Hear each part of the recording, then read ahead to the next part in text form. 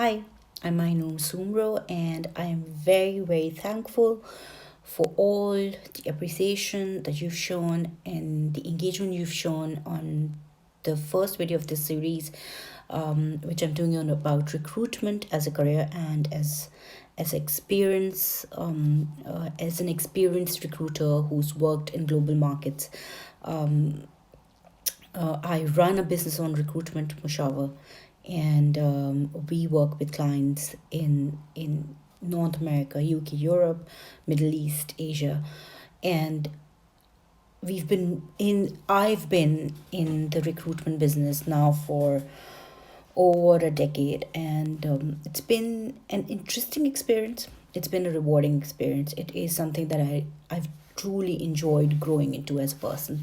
Um, and this is why I decided to do this series. A lot of people were already sort of like asking me how I decided on recruitment. Why did I pick recruitment as the core of my business? I could have done um, many other functions because I've been an HR generalist most of my life initially.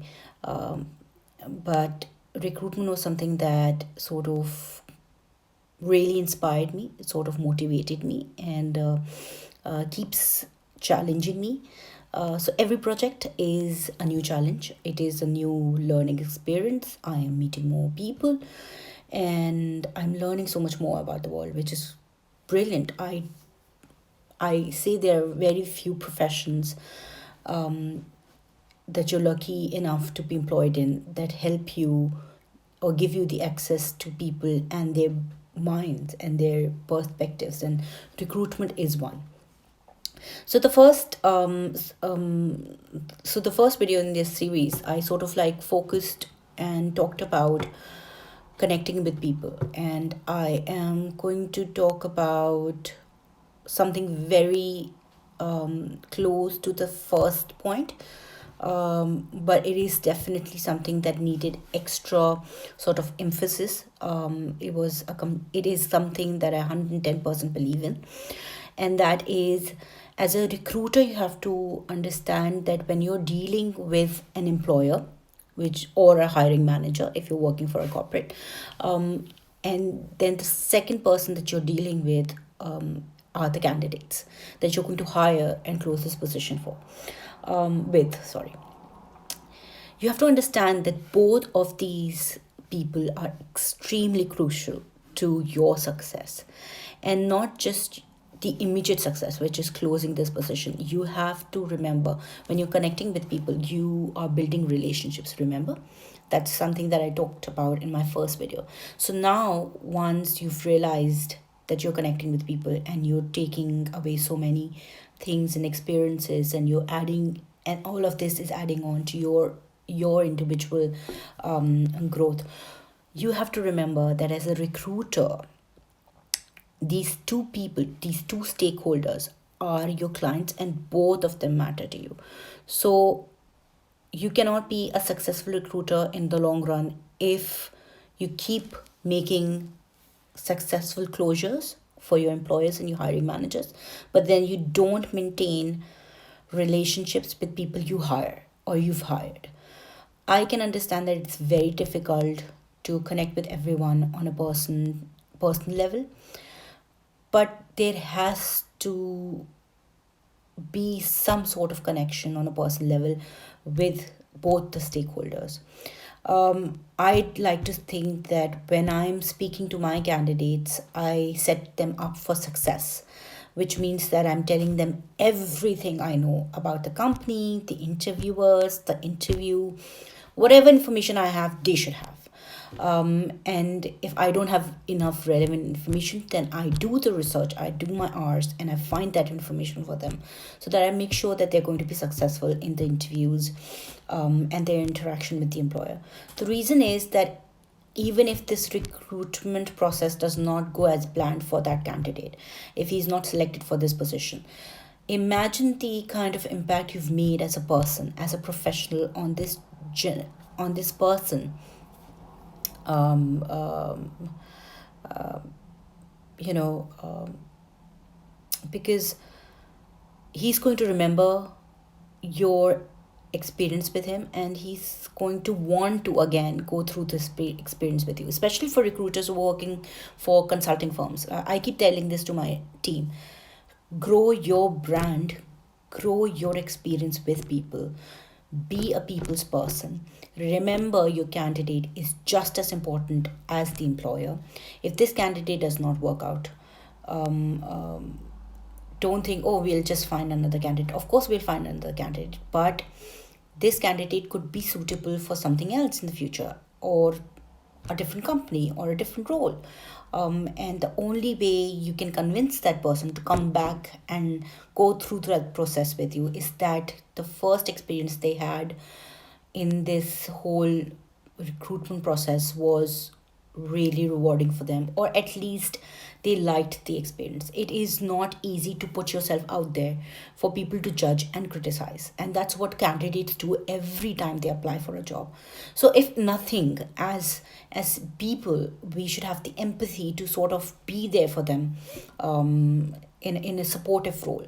And I feel that a recruiter has to do that. So from a business perspective, of course, your employers are your topmost priority, because that's how you're running your bills, paying your bills. But your candidates could be your future leads, they could be your future closings, they could be people who sort of, if nothing, spread word of mouth for you, give you great PR, give you great brand recognition. And that is why both stakeholders, the employer and the future employee or the candidate, are extremely important for you. They're critical for you, and their relationship with you has to be spot on. So no one is more important than the other. They're both important, and they both bring benefits, and they both require certain responsibilities and ethics from our side. So I know, as a recruiter, when you're recruiting, especially in the technology industry, etc., I know that you're recruiting for 20, 30 roles together.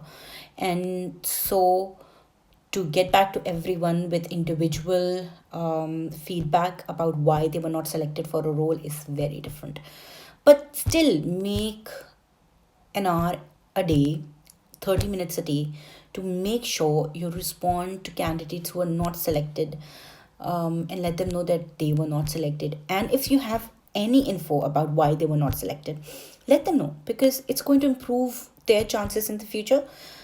And not everything is about a profit, there has to be some empathy.